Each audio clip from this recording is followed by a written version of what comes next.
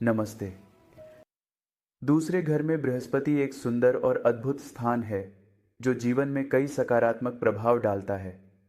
बस यह है कि जब बृहस्पति वक्री होता है और यह दूसरे घर में होता है तो आपको अपने करियर में सफलता प्राप्त करने में देरी का सामना करना पड़ेगा। यह देरी आपके धैर्य और मेहनत की परीक्षा लेगी। सफलता आएगी, लेकिन यह देर से आएगी और यह आपके प्रयासों का फल होगा। दूसरे घर में वक्री बृहस्पति देरी करेगा, लेकिन इसे अस्वीकार नहीं करेगा। यह देरी केवल एक अस्थायी बाधा है और अंततः सफलता आपके पास आएगी, जो आपके धैर्य और समर्पण का प्रमाण होगी।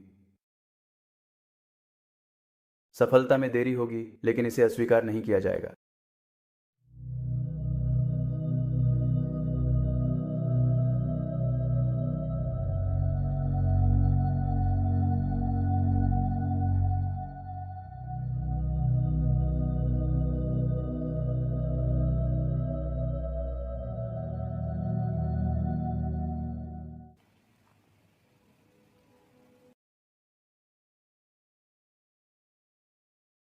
दूसरे घर में बृहस्पति एक सुंदर स्थान है। मुझे व्यक्तिगत रूप से वे लोग पसंद हैं जिनके पास दूसरे या पहले घर में बृहस्पति है। यह एक संकेत है कि व्यक्ति के पास मूल्य, सिद्धांत हैं। वह पैसे के पीछे नहीं है। वो बहुत गणनात्मक नहीं है। वह अपने दिमाग में ज्यादा नहीं है, लेकिन वह अपने दिल की सुनता है, जिसका अर्थ है कि वह अपने भीतर की आवाज और अपनी अंतरात्मा की पुकार को सुनता है।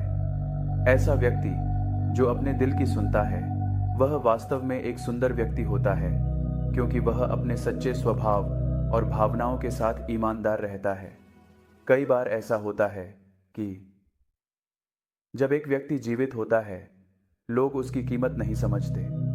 इसका मतलब यह है कि लोग अक्सर उस व्यक्ति के गुणों, उसकी अच्छाइयों और उसके द्वारा किए गए कार्यों की सराहना नहीं करते हैं, जब तक कि वह व्यक्ति उनके बीच मौजूद होता है। यह एक दुखद सच्चाई है कि हम अक्सर किसी की वास्तविक कीमत और महत्व को तब तक नहीं पहचानते जब तक वह हमारे जीवन से चला नहीं जाता।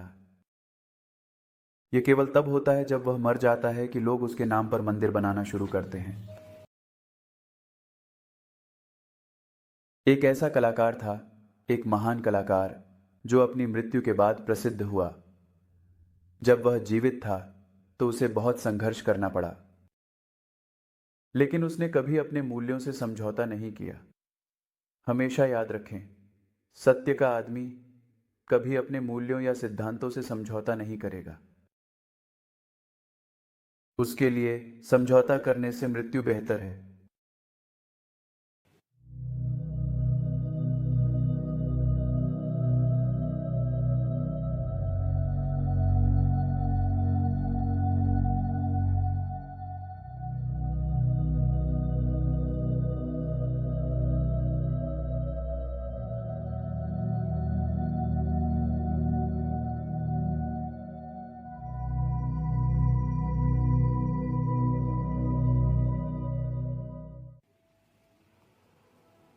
इस पॉडकास्ट में मैंने एक सुंदर घटना साझा की है, इस महान कलाकार की एक कहानी।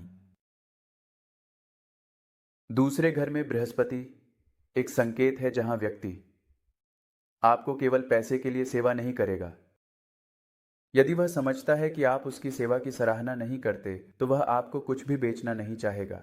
वह आपको कुछ भी सेवा नहीं देना चाहेगा।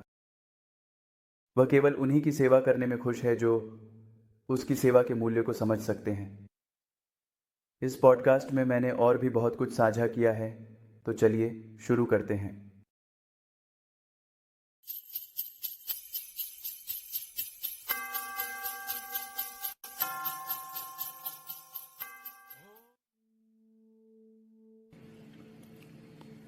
दूसरे घर में वक्री गुरु वित्त और पैसे के मामले में प्रतिकूल परिणाम देता है। जातक पैसे बचाने में असमर्थ है। पैसा आता है लेकिन खर्च भी होता है और जातक लगातार पैसे बचाने के लिए संघर्ष करता है। ऐसे जातक का परिवार आमतौर पर बड़ा होता है या जातक का परिवार समाज में उच्च स्थिति का आनंद लेता है। जातक आमतौर पर एक अत्यधिक संपन्न परिवार में जन्म लेता है, विशेष रूप से यदि वक्री गुरु कर्क, मीन या धनु में हो। जातक आमतौर पर कम खाता है, हालांकि वह दिल से खाने का शौकीन है। हमेशा याद रखें, भोजन जीवन है। क्योंकि आपके पास खाने के लिए भोजन है, आप जीवित हैं, और इसलिए जो भोजन से प्यार करता है वह जीवन से प्यार करता है। और एक खाने का शौकीन हमेशा जीवन से प्यार करता है। जब आप अपने जीवन से नफरत करते हैं तो आप भोजन से नफरत करने लगते हैं।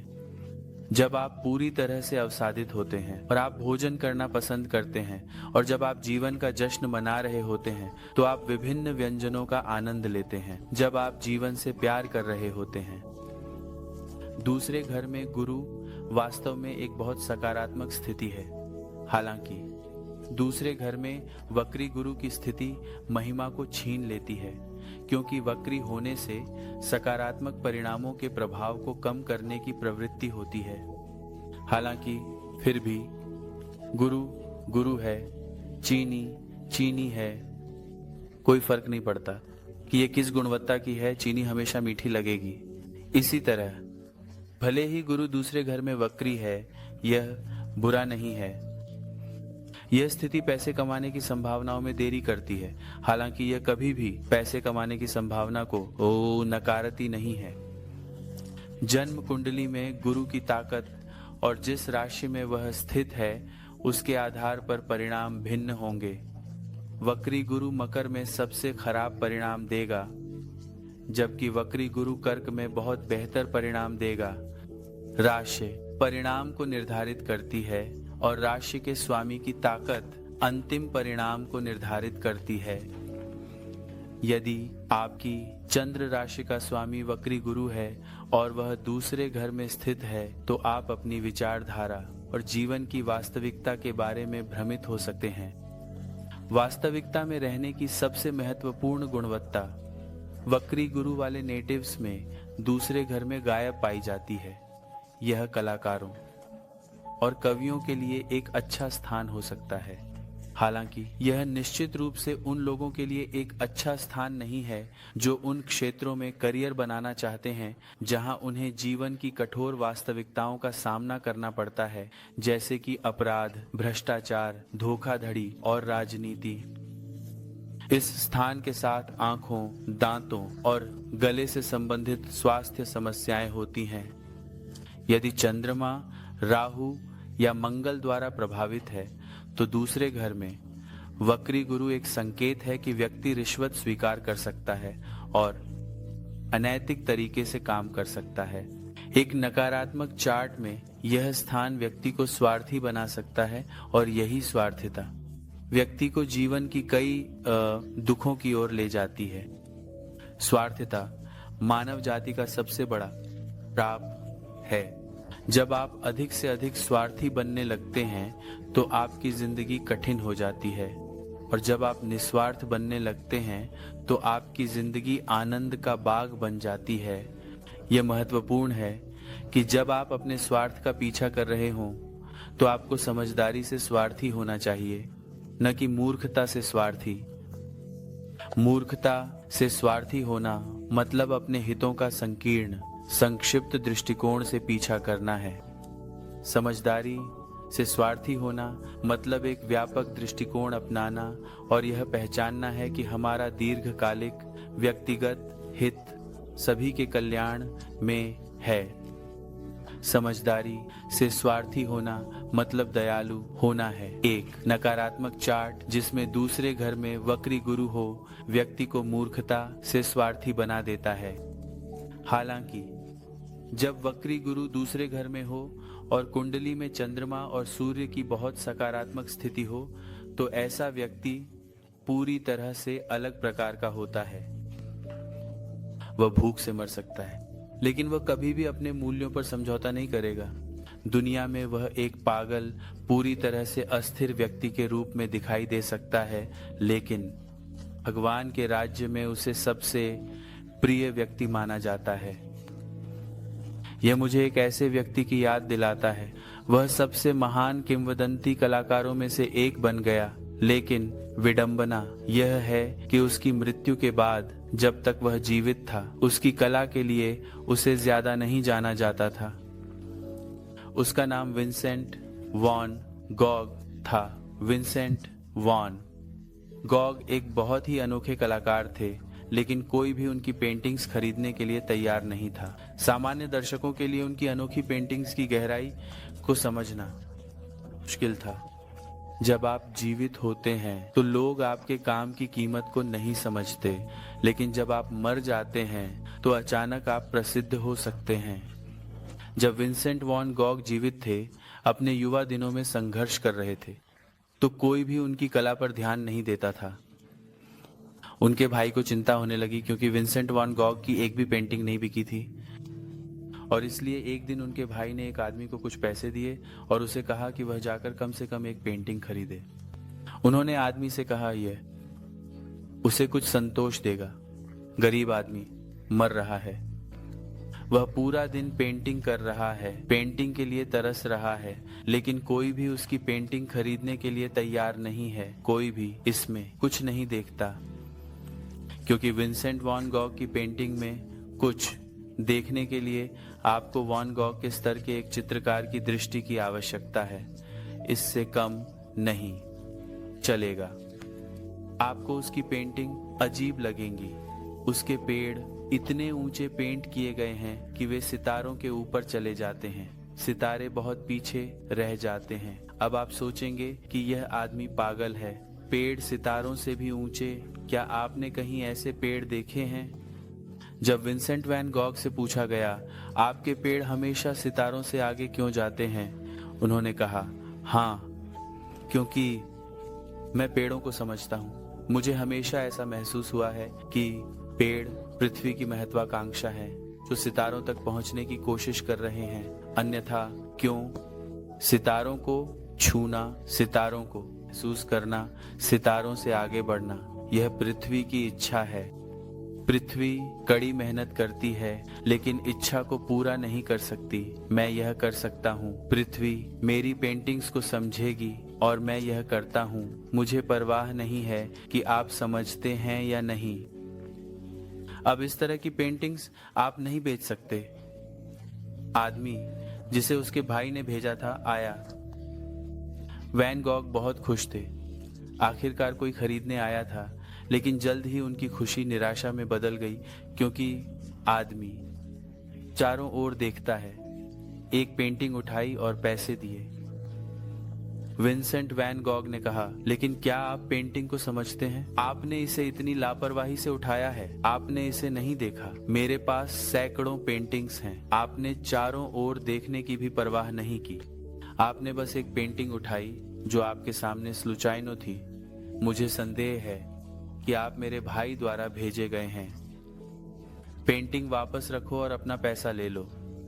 मैं उस आदमी को पेंटिंग नहीं बेचना चाहता जिसे पेंटिंग की कोई समझ नहीं है, और मेरे भाई से कह दो कि ऐसा कभी न करे। आदमी यह सोचकर हैरान था कि उसने यह कैसे समझा। उसने कहा, आप मुझे नहीं जानते। आपने यह कैसे समझा? और विंसेंट वैन गॉग ने कहा, यह बहुत सरल है। मुझे पता है कि मेरा भाई चाहता है कि मैं कुछ सांत्वना महसूस करूं। उसने आपको मैनिपुलेट किया होगा और यह पैसा उसे ही बिलोंग्स करता है, क्योंकि मैं देख सकता हूं कि आप पेंटिंग्स के मामले में अंधे हैं, और मैं अंधे लोगों को पेंटिंग्स बेचने वाला नहीं हूं। मैं एक अंधे आदमी का शोषण नहीं कर सकता और उसे एक पेंटिंग नहीं बेच सकता। वह इसके साथ क्या करेगा? और मेरे भाई से भी कह दो कि वह भी पेंटिंग को नहीं समझता, वरना वह आपको नहीं भेजता। भाई इनको पता चला। वह माफी मांगने आया। उसने कहा, आपको थोड़ी सांत्वना देने के बजाय मैंने आपको चोट पहुंचाई है। मैं फिर कभी ऐसा नहीं करूंगा। मुझे खेद है। यह बिल्कुल वैसा ही है जैसे कि रेट्रोग्रेड जुपिटरियन दूसरे घर के निवासी होते हैं। वे दूसरों का शोषण नहीं कर सकते, और ऐसी अच्छी नैतिक प्रकृति के कारण वे करोड़पति बनने का अवसर चूक जाते हैं। लेकिन भगवान की नजर में वे असली रत्न हैं, जिनकी कीमत को सतही पुरुषों और सतही महिलाओं द्वारा ही समझा जा सकता। रेट्रोग्रेड जुपिटर की एक महत्वपूर्ण विशेषता यह है कि वे कई बैंकों में बैंक खाते खोलने के शौकीन होते हैं। वास्तव में उन्हें बैंकिंग भी पसंद है। अच्छे बैंकर्स या वित्तीय सलाहकार इस स्थान के साथ जन्म लेते हैं, विशेष रूप से गुरु के युग में। यदि बुध, चंद्रमा और शुक्र जन्म कुंडली में अच्छी स्थिति में हैं, सामान्य गुरु या दूसरे घर में वक्री गुरु वाला जातक हमेशा मेरा पसंदीदा होता है, क्योंकि दूसरे घर में गुरु की उपस्थिति एक बहुत सकारात्मक संकेत है और ऐसा व्यक्ति आमतौर पर भाषाओं में निपुण होता है और शिष्ट होता है, साथ ही अपने समग्र व्यवहार और विचार प्रक्रिया में भी बुद्धिमान होता है। दूसरे घर में वक्री गुरु का सबसे महत्वपूर्ण परिणाम यह है कि यह स्थान काले जादू के मंत्रों और वूडू मंत्रों के हमलों से आपकी रक्षा करने वाला एक महान संरक्षक एंजेल बन जाता है। मैं दावे के साथ कह सकता हूँ कि यदि आपके पास दूसरे घर में गुरु है और यदि आपका चंद्रमा और सूर्य राहु द्वारा प्रभावित नहीं है, तो आप निश्चित रूप से अपने दुश्मनों द्वारा आपके ऊपर डाले गए सभी काले जादू के मंत्रों को पार कर लेंगे और अंत में आप अपने सभी गुप्त और खुले दुश्मनों को हराकर विजयी होंगे। दूसरे घर में वक्री गुरु को मजबूत करने का उपाय भगवान विष्णु की पूजा करना है और भगवान विष्णु का श्लोक या स्तोत्र का जाप करना। आप विष्णु सहस्त्र नाम भी सुन सकते हैं। दूसरे घर में वक्री गुरु के लिए सबसे प्रभावी मंत्र शांतिदायक विष्णु मंत्र है एयुएम विश्वनवे नमः, एयुएम विष्णवे नमः। इस मंत्र का जाप करने से आप अपनी वित्तीय स्थिति में बहुत प्रगति प्राप्त करेंगे और साथ ही आप अपने जीवन में अधिक आय और समृद्धि को आकर्षित करेंगे। आपको इस पवित्र विष्णु मंत्र का जाप हर दिन बिना किसी विफलता के 108 बार करना चाहिए। एक और उपाय है मसालेदार भोजन से बचना और साथ ही स्ट्रीट फूड खाने से भी बचना। दूसरे घर में वक्री गुरु आपको सभी प्रकार के खाद्य व्यंजनों का सेवन करने के लिए प्रेरित कर सकता है। हालांकि यदि आप अपनी स्वाद कलियों पर नियंत्रण नहीं रखते हैं तो आप बहुत अधिक वजन बढ़ा सकते हैं और कुछ लोग मोटापे जैसी चुनौतियों का सामना भी कर सकते हैं। दूसरे घर में वक्री गुरु का अर्थ है कि आपको अपने आहार पर ध्यान केंद्रित करने की आवश्यकता है। अपने आत्म विकास, अपने मूल्यों, अपने नैतिकता पर ध्यान दें और अपने वित्त और खाने की आदतों की निगरानी करें।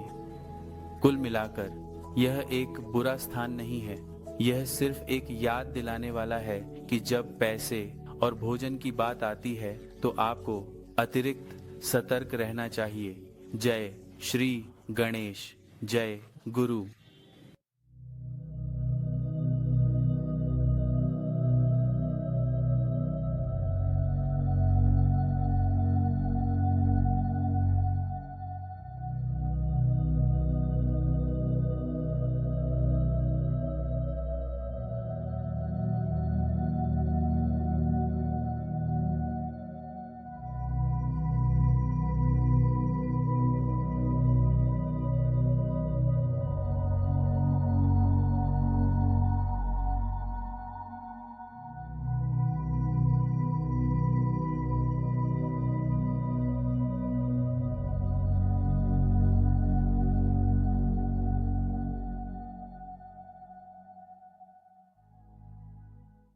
एयुएम गम गणपतये नमः, एयुएम गम गणपतये नमः।